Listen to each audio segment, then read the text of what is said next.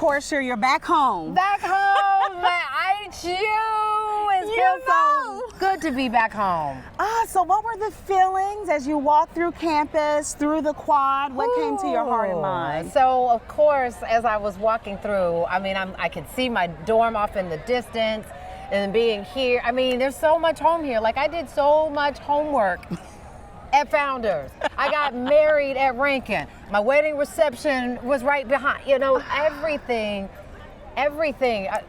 So much of my life and how things turned out is because of what happened, then the lessons I learned here at Howard University. You know what I mean? The professors, I can think of having Dr. Olive Taylor talking to us about history and understanding your role in what it means to change the narrative of our people. I think of, you know, the lessons I learned down the hill at the School of Communications about good storytelling and what it means to hear the other side and make sure everybody's story is told, and know that, you know, you can't have an agenda, but you better be dedicated to making sure our stories are told in earnest.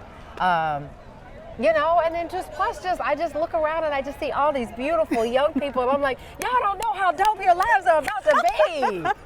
You don't even know. This is one of the best decisions they could have ever made to come to Howard University. Absolutely. Talk about being in the nation's capital. I mean, it's one thing to go to a school, a university, you know, but it's another thing to be at the seat of government. It is. And you know what, honestly, Marissa, my mother was very clear when I said, you know, because I thought I wanted to be a journalist covering international affairs.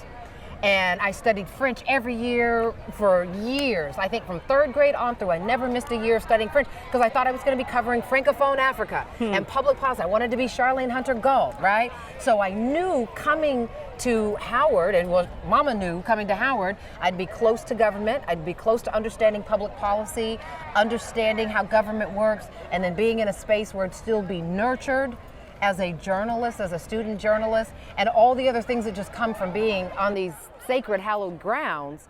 I sometimes forget the part where I was like, wait, I wanted to be an international correspondent. You ended up exactly where you needed to be, at an HBCU. Yeah. So how did that color and inform your worldview, you think? Well, there's certainly a special type of nurturing that happens, and it's not hand-holding. It's like when your auntie and your uncle are your professor, right? It's don't get out here and show out.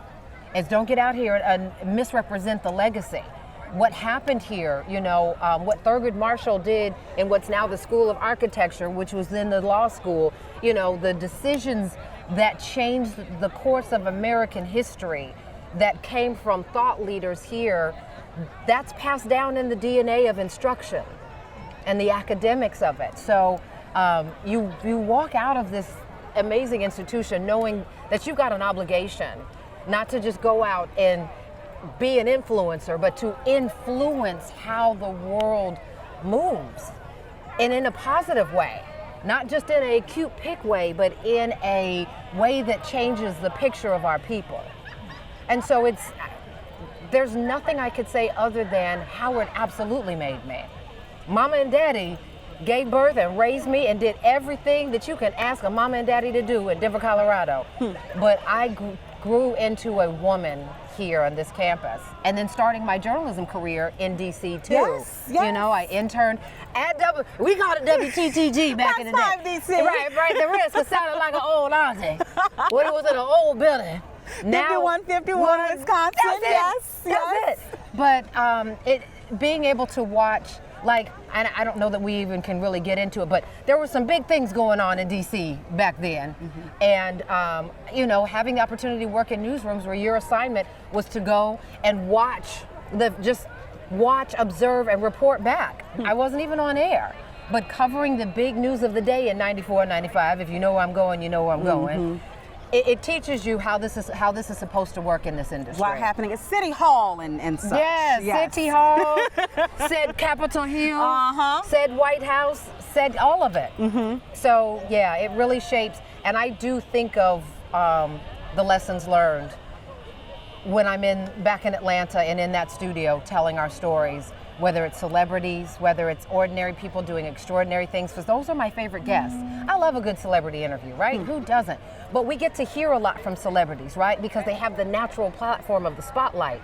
I want to make sure we put on the spotlight the little girl version of Marissa, who was watching the news, saw who she needed to see in role models, and then came up and learned how to do this, and is now doing it, did it in Atlanta, and now is doing it in the nation's capital. And now I'm watching her when it's breaking news in DC. Let me turn on Fox. Let me turn on Fox 3. So it means a lot.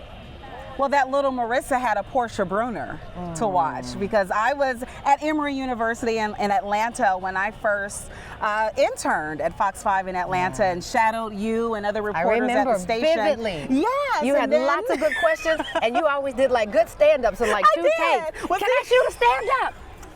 Can I shoot a stand-up? I had to make a tape. You know, some kids don't have to these days. That was part of the requirement. Yeah. But I remember you being so open and helpful and sisterly. And I think we need more of that. And I think that's what you bring to your talk show. Thank you. You're not putting on, that's just who you are. I'm not putting on. That is who I am. That is my nature. That is how I believe.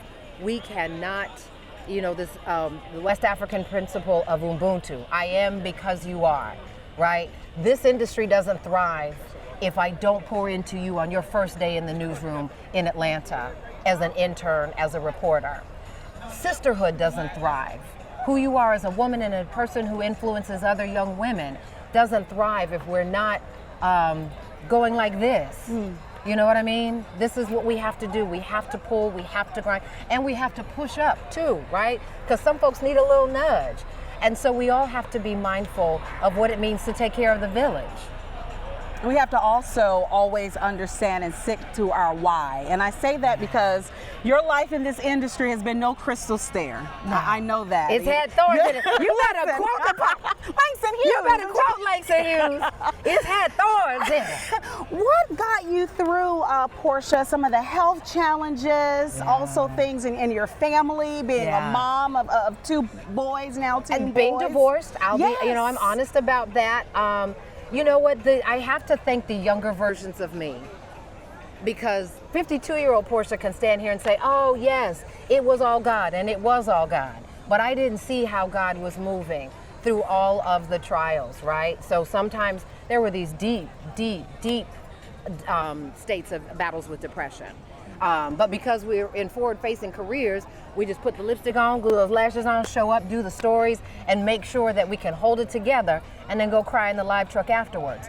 But what I can see now in retrospect is that all of the hardest stories that I had to tell, and even going through a divorce, going through co-parenting, because I have a wonderful husband, right? He is a wonderful father. Learning how to co-parent, all of these things, learning how to take care of my mom from, you know, more than 1,000 miles away. All of the things that have been hard have been what have taught me what I needed to be in terms of compassionate when you're sitting next to somebody who A, hasn't gone through it yet and is trying to find their way through it, or B, has gone through it in a different way. Well, let's talk about it. Today on Portia, tell people what they need to know. So I recognized that it was part of the, you know what they say about God is strengthening you for the weight of your next blessing. Yeah, it was hard. Yeah, there were some days I couldn't think I was ever make it out. I didn't know that I would be able to even continue in the business, because it just felt like, gosh, I'm taking away too much time from my kids. I'm missing too much.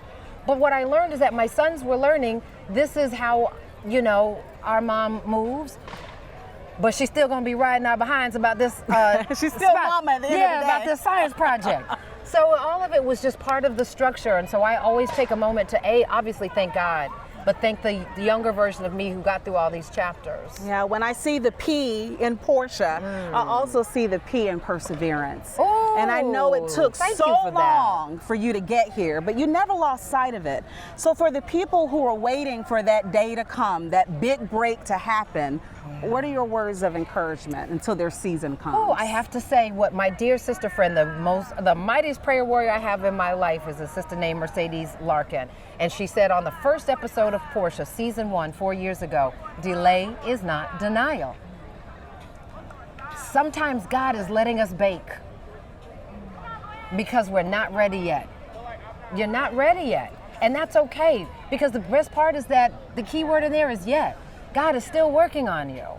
God is still strengthening you for whatever chapter it is that we're going through, whether it's the heartache, whether it's the self-doubt. I struggled more so than, and I had to learn this too, more so than the divorce and learning how to co-parent as opposed to being the mom in the house every day that I thought I was going to be. I had to realize how much of me was standing in my own way. Wow.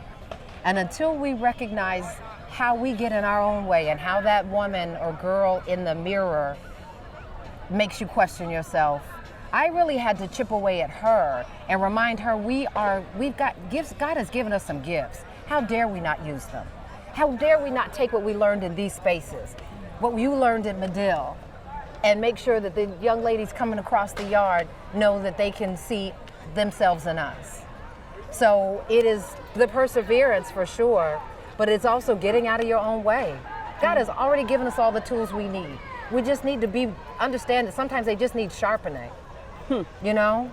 Sometimes I'm like, I can't believe I'm still single after all these years. And it's like, okay, well, why? You didn't think you were gonna be a talk show host either. You thought it would be a nice idea, but God planted that seed, and then management came to me and said, we see what you're doing, we like what you're doing. I would not have, in March of 2022, got up and said, I think it's time for me to have a talk show. Nationally. I would not have ever said that because I did not see what others saw. So I think that's the other lesson. Be mindful of what others see in you and lean into that. Stop shying away. Stop making yourself small.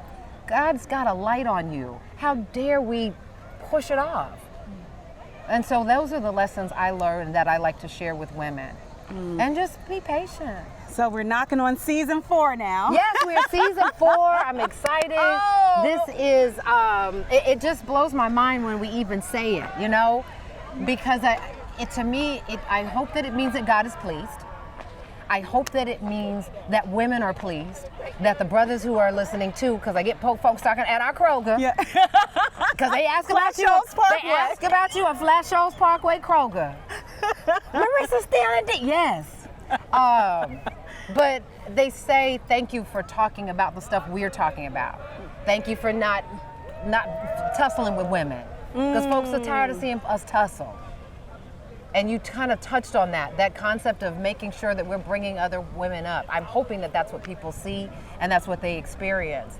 And that's why I was booking folks in your green room. Yeah. You know what I mean? Everybody has a story. Yeah, we got to lift as we climb. Absolutely. It's not just about one person. So who are some of the big guests, if you can share some of the things you're working on? So let me see, 52 is 52ing. So now I'm like, who do we have? So we just had, we've got Melba Moore. And why I love that we get to say that is because Melba Moore deserves a platform on everybody's show. She deserves 30 minutes, she deserves hours, right? But sometimes if it's not something that current younger folks know about, they're like, who? No, here's a woman who paved a way for all the women you like to listen to, right?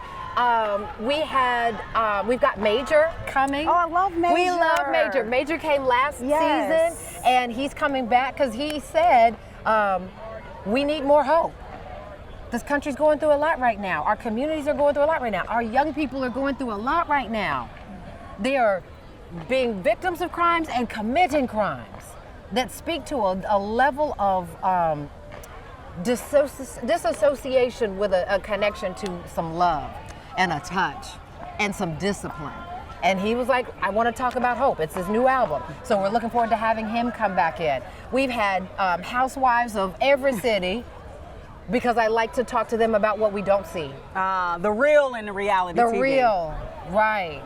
How much of this is versus sometimes they just pull us over the side and they tell us, but I try to be careful because I say livelihood and I ain't trying to mess up somebody's money, but I ain't trying to mess up anybody's coins. No checks. But I think because Black women in particular get labeled as messy, it's important for us to take down that label and see what else is happening here. So we've got Mama D coming up, and we talked about that. In that order. In that order. And I said, what have you learned about how you talk to the women in your life? And she was honest, like, you know what, there's some things I shouldn't have said. There's some things I'm learning to say better. But my baby is my baby. Whose mama not gonna say that?